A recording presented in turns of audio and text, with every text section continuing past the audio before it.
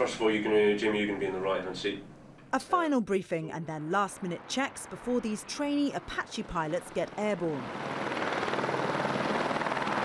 From my background, my family, they've been pilots as well. It's a great career at the end of the day, and I'd love to be an army pilot and go out on tour. All the students here are taught on a Squirrel helicopter. During the course, they'll get to grips with general handling, learn how to hover and how to fly solely on their instruments. We're going out to do a sortie on speed and power changes.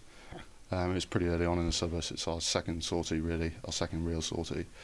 So it's just getting used to manoeuvring the aircraft, changing speed and changing power settings. Anyone who wants to fly a helicopter in the armed forces has to come through RAF Shawbury for a 6-month basic training course.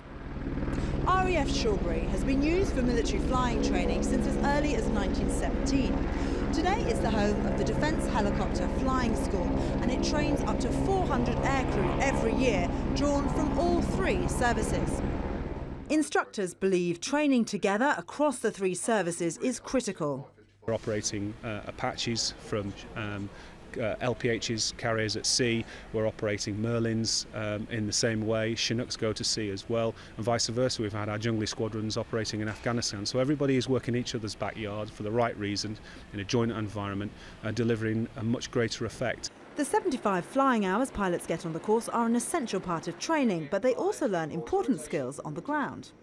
Mayday, mayday. In this thing, we can simulate some emergencies which you can't actually do in the air because of the complexity of the emergency. And also, when the weather's really awful, which it has been for the last year, in the UK, raining, very cold, you can't get airborne, the students can keep their skill set at a reasonable level in this thing.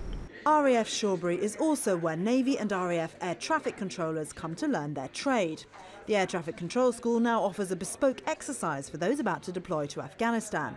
Many aren't familiar with the pace of the operational environment or the vast range of different aircraft coming into land. Helicopters can land anywhere they like, and generally you can land more than one on a runway at the same time. Large transport aircraft, on the other hand, one at a time on the runway. So it's teaching people to prioritise which one gets in first and how many can use the runway. For the students, the course is a testing experience. We've actually only been in this room for a couple of days. Prior to this, you are learning in a different simulator environment, and it prepares you for this, but nowhere near to the extreme. I mean, we came in and it is so realistic, it kind of blows your mind, but it is really, really good. With the rotary wing playing such a significant role in frontline operations, training the helicopter pilots of the future has never been more important. Rosie Layden, Forces News at RAF Shawbury.